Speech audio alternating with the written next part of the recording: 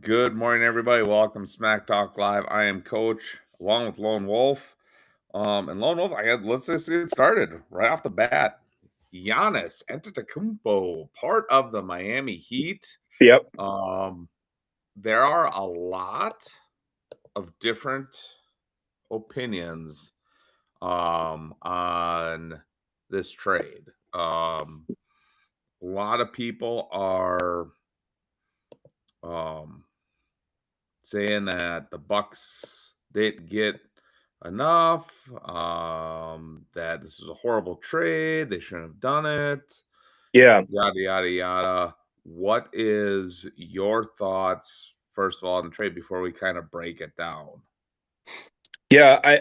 I'll say this, Coach. I look at the Heat's roster and I look at what they have right now, and I think about, okay, do they really have a championship level roster? Because that's why you did this, right? You want to win now.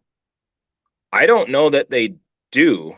Um, so if you look at their roster and you don't think they have a championship level roster, then the Bucks got the better end of the trade, in my opinion. So that's how I would look at it. I mean, you don't trade for a superstar player and say, okay, we're going to make the playoffs. No, Right. you can do that already. That doesn't matter. So that's how I would look at it. And I don't think that they do. So I think the Bucks got the better end of it. Yeah, this was inevitable. I think we've talked about this a lot. Giannis was going to leave, or they needed to trade him, and I think this made the most sense for the Bucks. They have a new coach. Let's retool. They got plenty in their trade. They got plenty. I don't think that there was going to be more. People want to go on and on about how they think they should, give more picks, more people, or something. I don't think so. I think they got a fair haul for what they Well, I'll did. tell you what, I think Yeah, they got more than I thought they would get. yeah, You know, everybody's like, "Well, this doesn't help the Bucks." Yeah, it doesn't help the Bucks maybe this year, yeah, right? Um, I think what you'll see is the Bucks know this is a couple year process to right. overhaul this roster, but this is the first step. You now have the Giannis contract off your books for your salary cap. You have Bobby Porter's, who had a bloated contract since the championship. He's Right. not really been he's a great community guy, Yeah. Yeah, but he's a great guy. Yeah, everybody he was really not likes him. Yeah. not great on the court for the Bucks since they won the title. Um, so you got those two big contracts off your books. You Yeah. really once you get through this year, because I think this might be the last year. They have one more year with um the Damian Lillard contract on their books. Yeah. Um, got to work through all that salary cap stuff. And Buck fans need to understand that the great thing with the NBA, you can overhaul your roster pretty quick and be back in the mix fairly fast. Right. Right. Um, and so they're setting themselves up to hopefully do that. Will it happen? I don't know. I think I would not be surprised before the beginning of the season that if you see Tyler Hero and Miles Turner both traded. hmm I think there's rumors that the Bucks plan on going after a superstar player yet. Yeah. Could Miles Turner and Tyler Hero turn into like a Jalen Brown? Right. Yeah, who knows? Who knows what Well, it's possible, coach. And we both know that the Knicks, for example, had said that, whatever happens with this, their roster could get all blown up anyway. Correct. So, Correct. So I mean, when you break it down, you lose Giannis. Well, yeah. obviously, I would not put him even in the top 5 right now Yeah. of players in the NBA because of his injury history the last 3-4 years. Right. Um, I mean, and a lot of his injuries were non-contact type injuries. hmm So when you look at it, this was the right time. Yeah. Yeah. This was the right time to do this. Bobby Portis, like I said, I don't think that's a huge loss No, for the you can Bucks. survive that easily. Yeah. Now, even if the Bucks keep every player they have that they got, it's not a bad haul. Tyler Hero, young, Right. um, has been in the All-Star game, Yeah. which don't really care about that too much. I don't know much about Kellel Ware and Jamie. Uh, was it Jaquez? Yeah. I don't know much about those two players. The guy that was the kind of the linchpin in this trade was Kasparas. Yeah. He's young. I think they're looking at him as he could be that next kind of Giannis guy that develops. You know, when you look at the Bucks drafted Giannis, everyone's like, "What are they doing?" Yeah. You know, after that draft, everyone's like, "Who is this kid that they just drafted?" And Right. look at Right. him. So Yeah, they people didn't really know what he was going to develop into. I mean, that's what people right, forget about his. You make a great point. Like, oh, who's this guy? What is he going to turn out to be? Oh, I don't know. Maybe an all-star, maybe an MVP. I mean, yeah, right. yeah, So and I know that the Bucks said that they were adamant to have that guy, and the Heat did not want to give him up. right, So you have 2 clubs fighting over this guy, right. and the Heat finally caved because Yep, I think the Bucks were like, "Fine, if you don't wanna give us him, well, let's go to Boston." right. Yeah, and then they're like, okay, we better do this. Which So is so so that true. tells me something. That tells me he's got some potential. He's got He's got some. some Uh, upside. right, exactly. Yeah, Um, and then you look at they got the Heat 13th overall pick in this draft. Then they get a first round swamp in 2030. Now I believe I don't know how it works is if the Bucks pick is lower, if they still swap or how that works. right, Um, we'll worry about that in 4 years. But then they got 31, 33. Basically the Heat's whole draft in 33. right. Um, to be honest, this is way more than I thought the Bucks would get.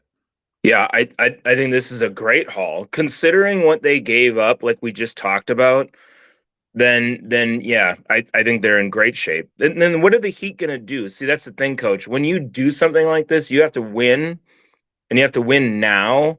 Right. And if you don't, then it's disappointing, obviously, and it's kind of a little bit of a bust. And what you're gonna pay the guy, right? Obviously, you have to pay on this. You can't just like, yeah, it's cool. Well, he's gonna expect a lot of money. So what ends up happening if he gets injured? And here's the other thing: you can't trade for another star because you don't have anything to trade for another star unless you're going to get rid of a bunch of other people on your roster, which I don't see that happening. So right now, I think your roster is your roster. People are like, oh, if he could make some other moves, like, well, but with what? What are they doing that with? Next year's NBA draft pick if they still have one, and then the year after they're going to take their first rounders then and get rid of them too to get Right. a guy. I mean, that's where I don't think that the Heat are going to sit there and make some huge move to get some Well, other guy because they can't afford it. well, that's the whole thing. Um, Miami gave up so much. They don't have a Yeah, roster. right. Like literally, um they are I think the Bucks got two of their starters, Yeah. two or three of their starters. I'm gonna go to their Well, and this is their starting five now. Now that they made that trade, okay. Davian Mitchell, Norman Powell, Andrew Wiggins, Giannis, and Bam Adebayo. Those are their starting five. Yeah, I mean, Uh, okay, yeah, like who can like you those do? guys. There's some decent guys there. Um, I mean, I just don't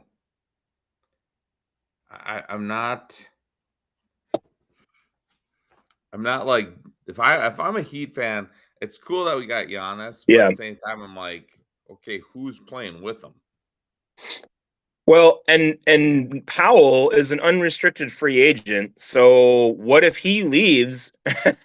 I mean, your starting five isn't even your starting five, and then you're just putting guys in there that you're like, okay, well now we're gonna have to start somebody else and have to rotation, like whatever. You don't even have a starting five if he takes off, and he could. Right.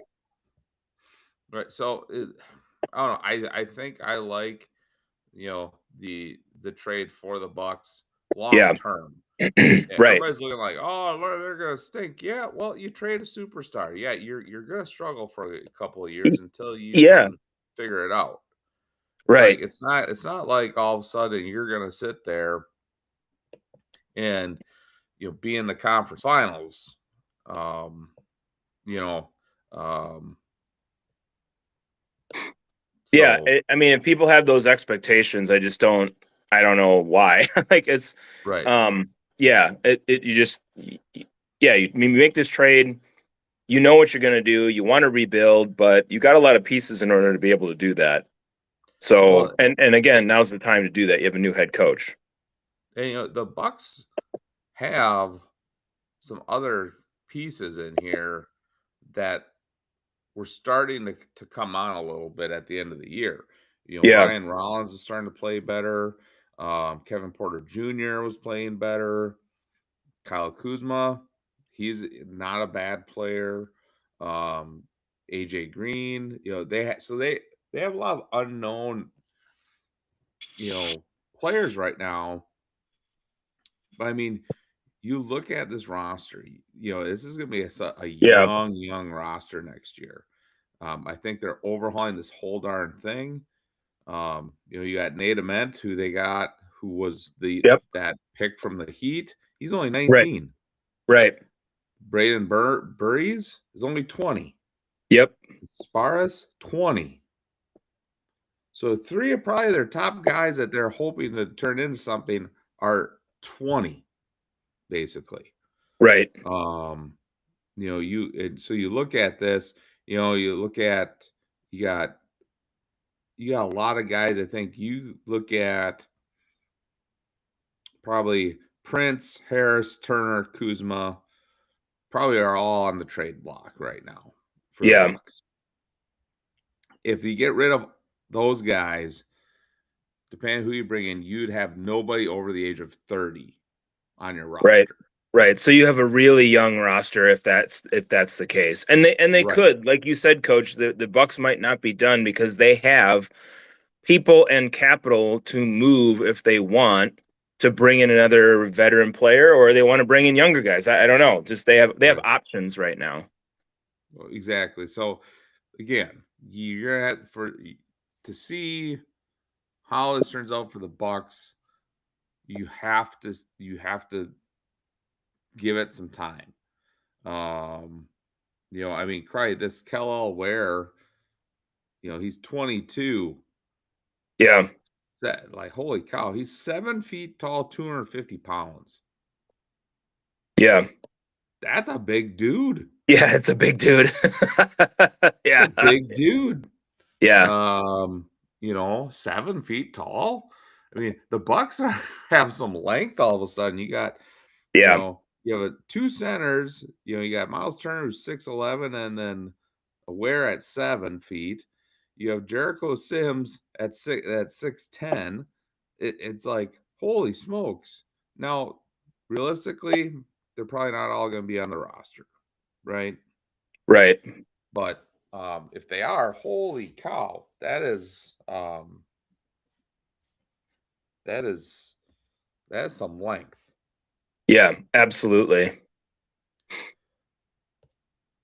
Yeah, Um, no, I think, coach, that, I've seen some criticism, but one guy was like, they should have traded him last year. And I was like, look, yeah, okay, maybe, but I don't agree with that. Yeah, could you have gotten a top 5 pick if you would have traded him last year? Maybe you would have been able to. But you know what? I mean, sometimes, yes, it's good, but last year, would that have really made their roster that much better to have a top 5 pick? I no. don't think so. I think what they Well, got now but is better. to get that top 5 pick, you have to trim to a crappy team. Yeah. and then they're not going to be crappy anymore. It's Right. impossible for you to get a top 5 pick out of this. You Hmm. know, you did Right. because you'd have to do it after the draft lottery. Yep. And guess what? Crappy teams aren't trading for Giannis because they're probably more than just one player away. Right. So they won't do that. So you won't get that. So that logic makes no sense to me at all. So yeah, no, what they did now is to me the right move. And they've got a lot of guys that, like you mentioned, that are really young. Kasparis is really young when we talked about, what that looks like. And a lot of these other guys are really young.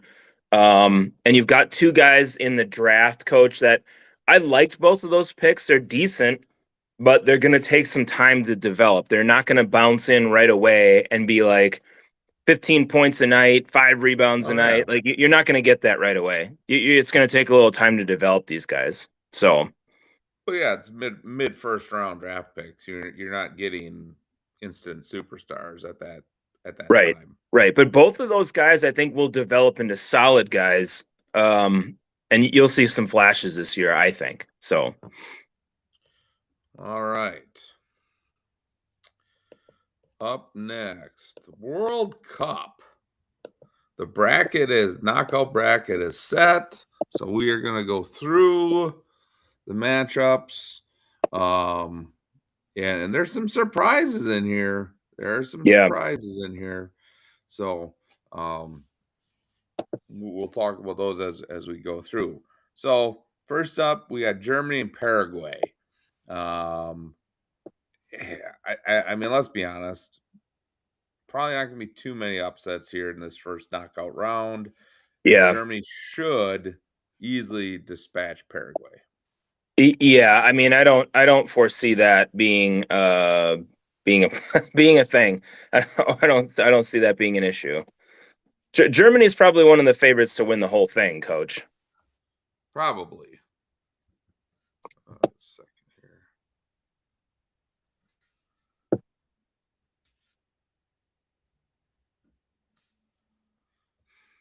Next up, we have France and Sweden. This could be an interesting one. As we go through it, Hmm. um, France, should I think come out on top, but it wouldn't be surprise me if Sweden came up with a surprising victory Yeah, in this one. yeah, they're not bad, and they win, lose, and draw. That's how you end up as the third team and making it here. Um, I think it's possible. I still think France will win, but yeah, it's definitely possible, coach. Next up, we have South Africa and Canada. Yeah, South Africa is technically the higher seed here. Um, you know, I think Canada is going to beat South Africa. I mean, I just, I don't know. I have that feeling that they're just that. I get it. It's great that South Africa advanced, yeah, but I think Canada had, besides South Africa having to play Mexico, right. I think Canada had a tougher draw. So I think Yeah, Bosnia and Switzerland are better than both South Korea and Czechia. yeah. I mean, I think South Africa ended the right way, whereas Canada did not end the right way. So Canada lost their last match, and I'm gonna go with South Africa. I'm just throwing it out there. I think South Africa is gonna beat Canada. It's gonna be a surprise. All right. Moving on to the Netherlands and Morocco. Morocco, probably one of the surprises Yeah, um, of the tournament. 2-1. Um, Lost the group in goal differential. Taking on the Netherlands, who had work to do at the end of the group play to get in.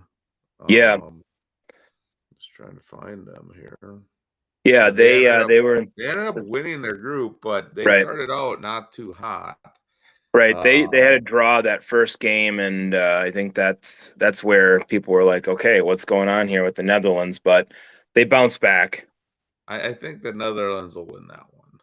Yeah, I think they're gonna handle that rather easily. Um, good for Morocco, right, Coach? That they got Mhm. out of that group. That you had Scotland disappointingly not coming out of Yes. that group. Yeah. But yeah, you have Morocco coming out of it. So I know. I think Morocco will lose. So All right. Next up, we have Portugal versus Croatia. Croatia started out with that loss early, and then they won their last two. Um, Portugal won and two, so it didn't lose, but they had two ties. But that group Portugal's in was not good. mhm. I think Croatia easily dispatches of Portugal in this one. I think so too, Coach. And Croatia was one of those teams for me. I was kind of like, oh, they could be pretty good or they could make a decent run. And then they started off by losing. Yeah, But then they bounced back with two wins. So I don't know if those two wins are the greatest. I think what they beat Ghana and Panama or something like that. But yeah. still, I think Croatia will beat Portugal. I was not impressed with Portugal's group or how they played so far in this World Cup. All right. Next up, we got Spain versus Austria. Austria won 1-1. Spain uh, ended. Come on, computer. Ended up 2-0-1, so 2 wins and a draw. Yeah, Um, I think this is going to be a better match than people think it's going to be. yeah, When you look at Austria is in there. They had to take on Argentina, Algeria, and Jordan. Went 1-1-1. Spain had Cape Verde, Uruguay, and Saudi Arabia. right. I mean, and I'll tell you this, and we'll get to this. Yeah, You had Spain, the only team that had a win in that entire group right. It was probably looking at it on paper the easiest group out of any group. by far. Now, I think Spain will win, but I think it's gonna be closer than people think. Yeah, But I wouldn't be surprised if Austria pulls it out in like penalty kicks. right, right. If Spain plays poorly enough, I agree with you. I could see Austria pulling off a bit of an upset here, and that would be interesting for the entirety of the World Cup. But yeah, I think so too. Spain just hasn't been challenged yet, Coach. They just really haven't. So Right.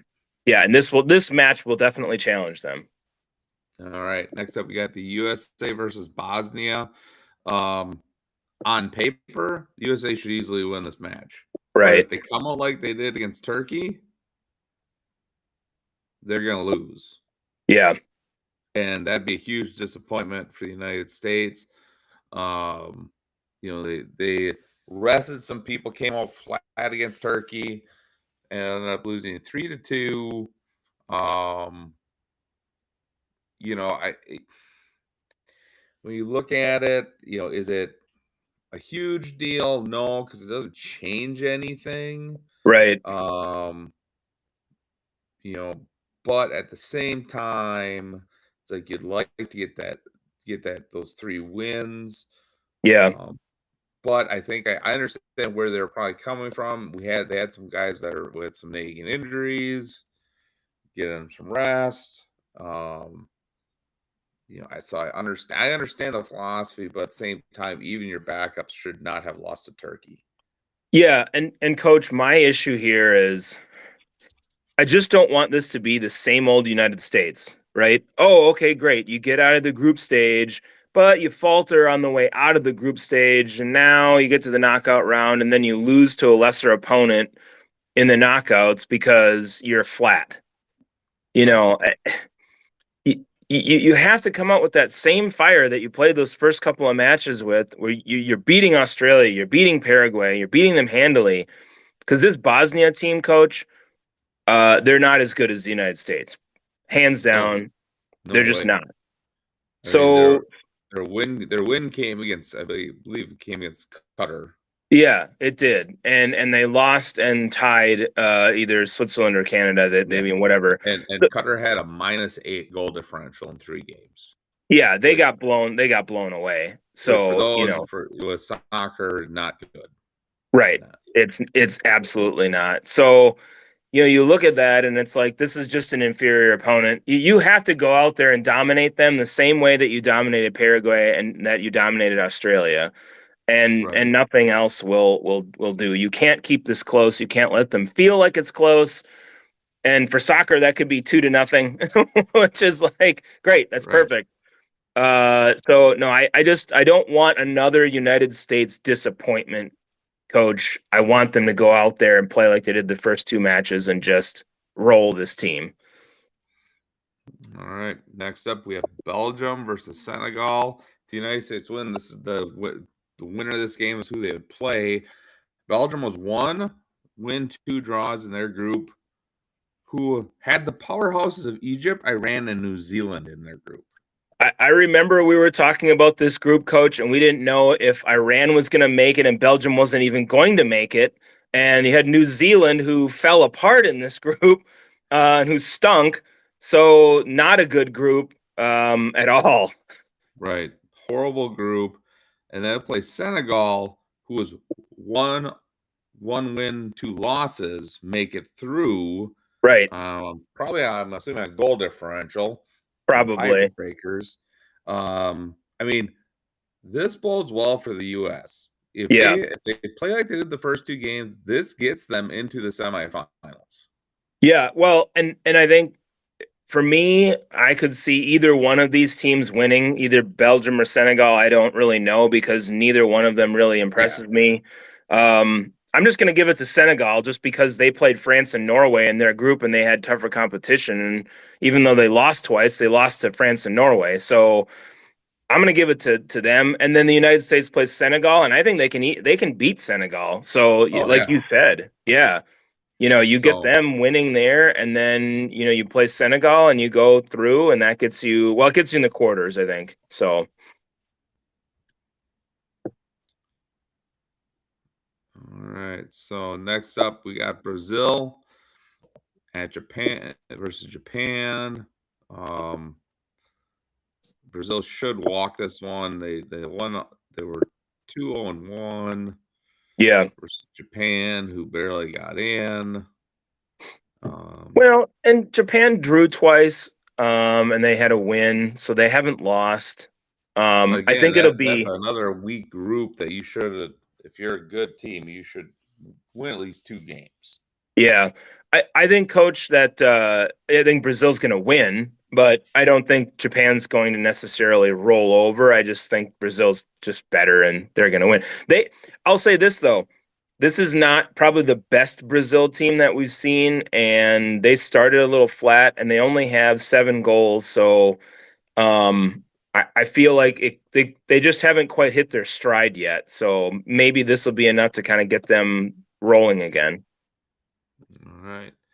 Next up, another surprise. We have the Ivory Coast versus Norway. Norway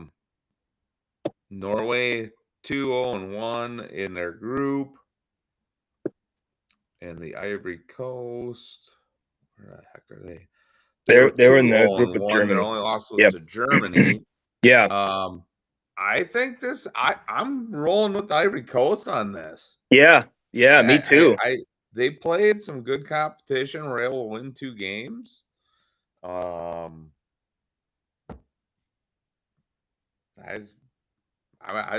want to see a Cinderella run by some team. Right. Right. Well, and this could be it. Like you said, Ivory Coast played Germany and they played Ecuador, and that both of those teams made it in their group fairly solidly. So, I, Yeah, coach. Why not? Right? Like, let's see that. I think we could too. I think we really could.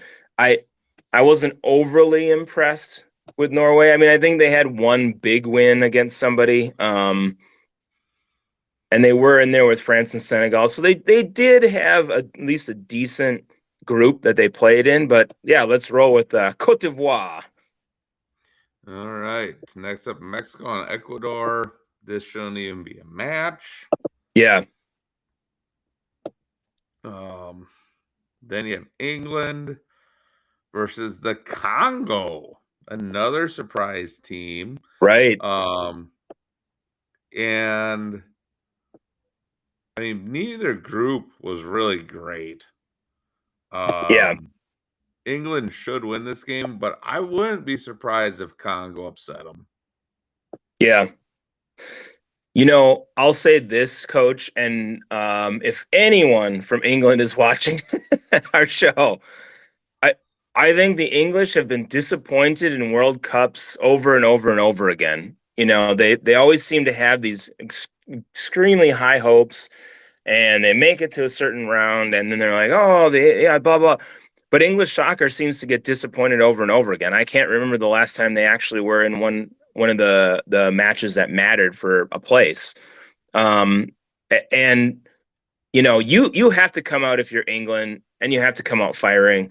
They haven't looked amazing in this World Cup, so this, to me, coach, should be a gift, right? You're playing the Democratic Republic of the Congo, and you should be able to beat them. I think they got in because they had that last win, and it's kind of like, okay, yeah, they did, but you should come out and you should beat this team, So, but yeah, I wouldn't be surprised if they had a letdown. All right, next up we have Argentina versus Cape Verde. This is probably the biggest shock of the tournament. Yeah. We talked about Cape Verde since we previewed the tournament in the groups. Yeah. Did not win a game, but still advanced because they had 3 ties. They tied everybody. Yep. They tied everybody. They get through to face Argentina, who probably is one of the favorites to win the whole thing. Yeah.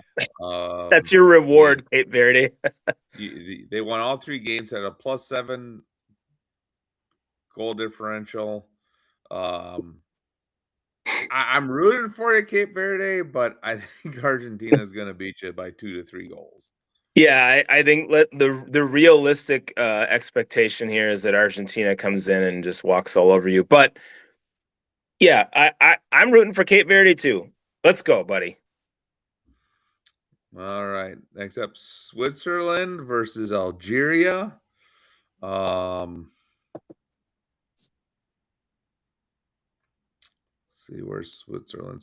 They won their group with two wins and a tie. Algeria 1-1-1.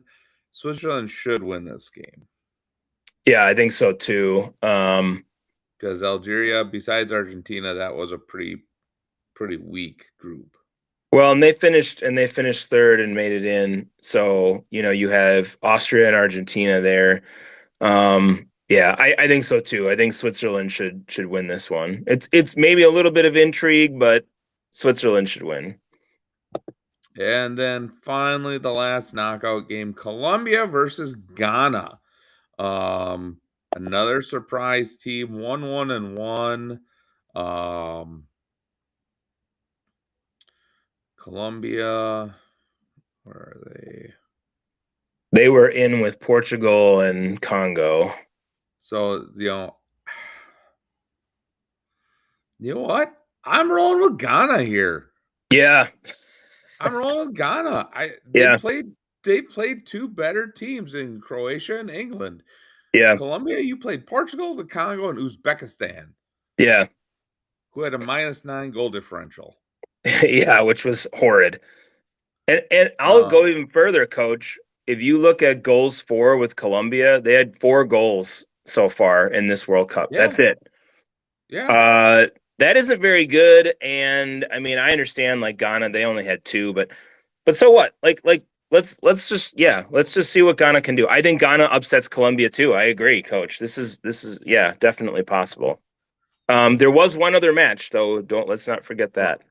Is there? I missed. Yeah, Australia and Egypt. Oh yeah, skipped over that. Australia and Egypt. Let's see, where's Egypt? I don't know how the odds makers and everything decide on these, but it's the second place team versus the second place team in their brackets here. It's the top two in each group automatically advance, and out of the third place teams, the top best 8 out of those third place teams advance. I mean, this is a coin toss. I'm gonna go with Australia just because I think they played in a better grouping than Egypt. Right. But yeah, it is really a coin flip. I'm gonna go with Egypt. Just on a whim. I think just I don't know why, but I'm just gonna go with them. All right. Just going through, obviously one of the biggest shocks, Scotland not advancing. I think you could say South Korea not advancing is kind of a shock. I agree. Yeah. When I think they would have, I think they lost that last match to South Africa, and that's what kept them from making it. Yeah. So those are the two biggest ones. Other than that, I don't think there's too many of shocks. There's a couple, surprise teams that made it. Right. Cape Verde, Congo. Teams that are still newer to international soccer, making it to the World Cup, and making it to the knockout stage. So it will be interesting as we move forward. These games start on tomorrow. There are games. So actually, there's a game today. South Africa and Canada, June 28th, 2 p.m. So there must be some. Oh yeah. Just one game today. Yeah, there's a couple of games tomorrow. A couple on the 30th. So a couple each day. Looks like there's 3 games tomorrow, but yeah, just one today. That South Africa Canada game. And the USA plays Wednesday. We will be sitting somewhere having some beverages on the 1st, so we don't know where. But. Yeah, we might get a chance to see them, so that'd be fun. All right, moving on. Moving on.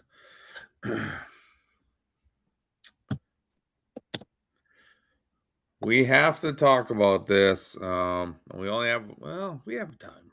We have time. We have time to we have to talk about this topic. The WA and Caitlin Clark. Yeah. This picture sums it up right here.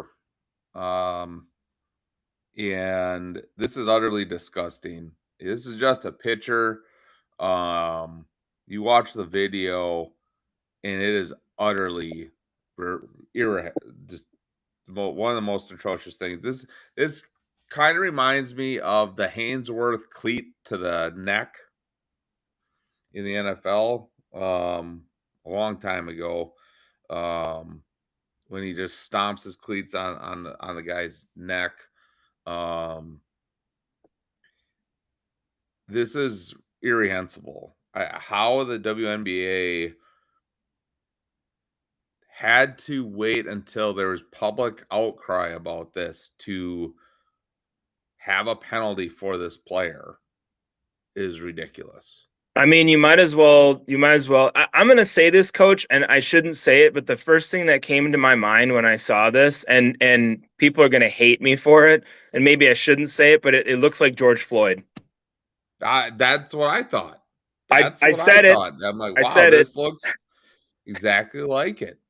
Yep. And there was a fine and a suspension finally Guess Yeah. how long it was suspension? Like what? One game? 1 game. Yeah. 1 effing game. This should be indefinitely. Yeah. Because this is not where she's trying to get up and accidentally puts her hand on the neck and then realizes, oh crap, I'm on somebody's neck.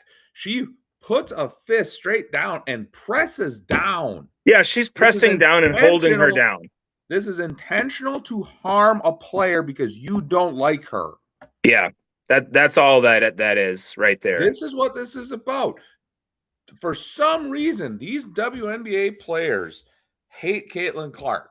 Do Right. you realize all the crap you've gotten the last 2 years is because of Caitlin Clark? Right. All the money, all the ratings. If she says, I am done with this crap and goes to Europe to play, your money dries up and Yeah. all the crap you got is gone. Your league is gone. Don't sit there and tell me, oh, there's more than Caitlin Clark. No, because guess what? If Caitlin Clark leaves, other high-profile players are going to leave too. Yeah, I agree. This is sick. This is irreprehensible. That she should be done for a handful of games. But no. Oh, what? Well, okay. Well, because everybody's upset, we'll give her a 1-game suspension. And that's the only reason why, Coach, is because there was such an outcry over it that the WNBA is like, oh, maybe we should do something about that. Make it look like we're doing something. Right. So here's my question to you. Should Caitlin Clark leave the WNBA? Yes. I think she should. I think this is a travesty and ridiculous. They're allowing her to get beat up. They're allowing her to get injured. Like, how many times has she been injured, Coach? She's not that injury prone. This is the kind of stuff that's happening to her. She has a back injury as a result of this. How much longer are you going to suffer through all of this abuse where the WNBA is allowing it to happen and not caring, and these players are targeting you, and they've come out publicly and said that they don't like you? Screw the WNBA. If you're Caitlin Clark, you need to leave and then watch the WNBA crumble because of you not being there. I think she should. I would say I agree. And I agree. And these naysayers are saying, well, if she leaves, it's not going to really affect the WNBA. You look at ratings. You look at ticket sales. When Caitlin Clark if she's sitting the bench, ticket sales go down, viewership goes down. It's the bottom line. I don't know how people can argue with that. You look at the numbers from last year, Coach, and not even this year yet, because it's just, the year's kind of going on, and we could look at those, but last year was very clear. The ticket sales for when she's playing and the viewership when she's playing spikes. You can argue all you want, but you can't argue with the numbers. They're just there. They're just there, people. Right. Exactly. Yeah. Yeah. So, yeah, this is ridiculous. This makes me angry, Coach, because you look at it from a league standpoint and think about the NBA. This is what I would ask any dumbass who thinks that this would happen in any other sport. Look at the NBA. Let's just assume for a second that that's LeBron or that's Steph Curry that's on the ground. What do you think people's reaction would be if that were the case? Right. Put that go even further. Put Wembanyama on the ground, and that's like Draymond Green on top of him. Right. With 2 other teammates standing around while you're destroying this other person. Yeah. Yeah, and it's not like the teammate there isn't like, oh, get off her. It's like she's like they're like looking out like nobody come and help her or we're coming after you. This looks like a jump. Somebody jumped and mugged her. Right. You got the one person who looks like she's going to pull out a gun. Yeah. And then you got the other person who's kind of like, hey, man, we should get out of here. Hey, man, we should get out of here. And the funny thing is, no foul call on this. Yeah, no foul call.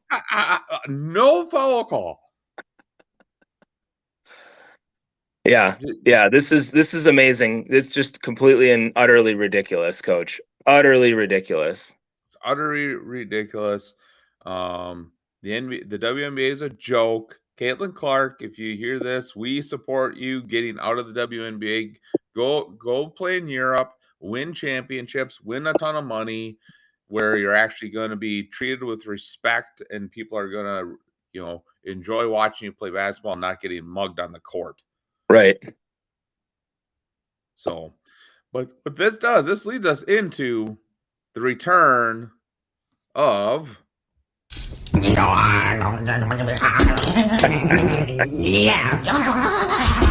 am the great Cornholio. You have awakened my bunghole, and now you must pay. The streets will flow with the blood of the non-believers.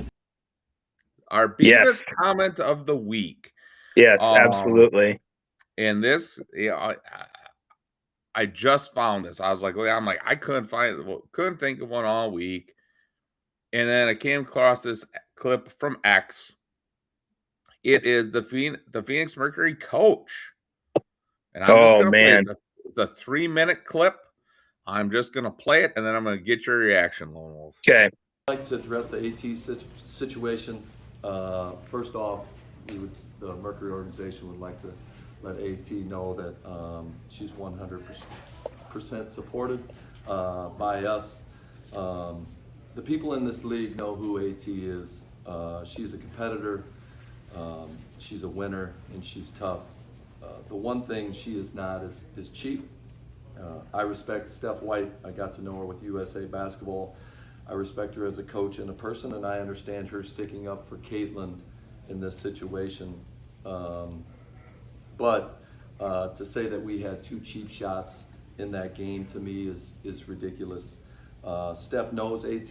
She got the opportunity to coach AT for 2 years, and she knows what AT stands for and what she's about. Next, I'd like to hit on my disappointment with the suspension process by our league and our leaders in the W. This was not a thorough investigation, in my opinion. The people involved were not questioned at all. It's extremely disappointing. No one from the league called AT, our security team, or myself about what we felt like happened in this situation. There is a protocol to be followed. Just coming from the NBA, there's been many investigations that I've heard about that there was calls on both sides, and that was not done in this situation, and that's disappointing. I agree with everyone's stance. Let's continue to clean up our game. I'm part of the referee task force, the same that Steph White is, and Cheryl Reeve and Becky Hammond. The goal is to clean up our game, but I do think it's important not to rely on social media screenshots. This is a slippery slope, and let's watch the whole play, the whole game. We've got more people on our eyes. It's a great league. I hope that we can all agree that consistency is the main thing in how we call these games. React to situations like this with consistency. Let's don't base it on generational talent, fan base involvement, all-star level players, or role players. Let's don't base it off veterans or young players, or white players or black players or international players. If this is the standard, make this the standard. Even if the roles were reversed in this situation, make the storyline and the suspension the same. And let's just be consistent. Yeah. So that whole last part there, somebody wrote that for him, coach. He's just like sitting there reading. He's like, okay, I gotta read this. Come on. There's multiple things here. Yeah. First of all, excusing the players' behavior for what they did during the game and calling it not cheap. Right. That's the first thing. That's the first thing. Are you kidding me? Horrible coach. You should be calling out your player and saying, this is unacceptable. This is not what we preach. You're basically saying, I don't care if she did it. I don't care. That's exactly what he's saying. and then bashing the league. Be glad she only got a game. Yeah. Yeah, you're saying that you're bashing the league because you're saying, oh, they just fell victim to social media, and the social media was what drove her suspension, and that other coach, the Fever coach, she knows AT, she's fine, she's a great player, blah blah. Coach, there's a reason you're the coach. You've done this for a long time, and if you saw this and you saw one of your own players do something like this after, like, they make a tackle in football, your guy leans over and sticks his freaking fist right in the other guy's throat as he's getting up. You can say whatever you want about the player. Maybe he's a great kid and he's been great in your program, but if he did that, I know what your reaction would be as a coach. He'd be done. He'd be done for that game, and we may be having a long conversation whether he's ever going to play again. Exactly. That behavior cannot be tolerated at any level of sport. I don't care if it's professional, college, high school. When you defend this, you are saying it's okay to do. It's okay to do it. Yeah. My other issue here is you wrote all this crap out. You read from a piece of paper. You couldn't even come out and verbalize it yourself. You had to sit down with probably your media person and carefully craft all your talking points so you wouldn't get yourself in trouble. That's a bullcrap way to coach, bullcrap way to communicate with the media. Right. Come on and tell us. Just be honest and say, I don't care. Yeah. I don't care what she did. I don't think she did anything wrong. She shouldn't have been suspended. That's what you wanted to say, buddy. Just say it. Yeah. Be a man and say it, buddy.